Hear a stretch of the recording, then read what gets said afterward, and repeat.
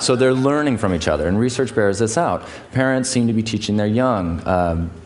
They learn from their peers, they learn from their enemies. If I have a little extra time, I'll tell you about a case of crow infidelity that illustrates that nicely.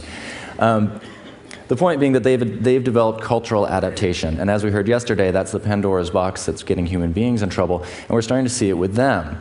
They're able to very quickly and very flexibly adapt to new challenges and new resources in their environment, which is really useful if you live in a city. So we know that there's lots of crows.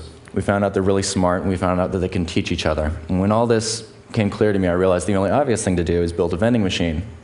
So that's what we did. This is a vending machine for crows, and it uses Skinnerian training to shape their behavior over 4 stages. It's pretty simple. Basically what happens is that we put this out in a field or someplace where there's lots of crows, and we put coins and peanuts all around the base of the machine, and crows eventually come by and eat the peanuts and get used to the machine being there. And eventually they eat up all the peanuts, and then they see that there are peanuts here on the feeder tray, and they hop up and help themselves. And then they leave, and the machine spits up more coins and peanuts, and life is really dandy if you're a crow. Then you can come back anytime and get yourself a peanut. So when they get really used to that, we move on to the crows coming back. Now they're used to the sound of the machine, and they keep coming back and digging out these peanuts from amongst the pile of coins that's there. And when they get really happy about this, we go ahead and stymie them, and we move to the 3rd stage, where we only give them a coin. Now, like most of us who have gotten used to a good thing, this really pisses them off.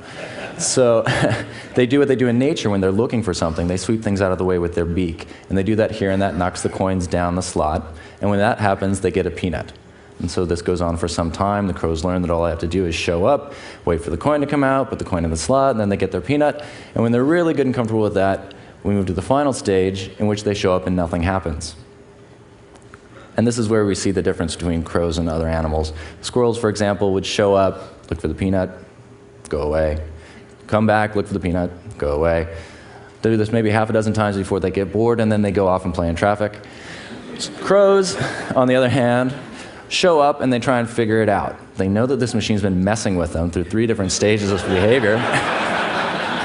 They figure it's got to have more to it. So they poke at it and peck at it and whatnot, and eventually some crow gets a bright idea that, hey, there's lots of coins lying around from the 1st stage, lying around on the ground, hops down, picks it up, drops it in the slot, and then we're off to the races. That crow enjoys a temporary monopoly on peanuts until his friends figure out how to do it, and then there we go. So what's significant about this to me isn't that we can train crows to pick up peanuts. Mind you, there's $216 million worth of change lost every year, but I'm not sure I can depend on that ROI from crows. Instead, I think we should look a little bit larger. I think that crows can be trained to do other things. For example, why not train them to pick up garbage after stadium events, or find expensive components from discarded electronics, or maybe do search and rescue. The main point of all this for me is that we can find mutually beneficial systems for these species. We can find ways to interact with these other species that doesn't involve exterminating them, but involves finding an equilibrium with them that's a useful balance.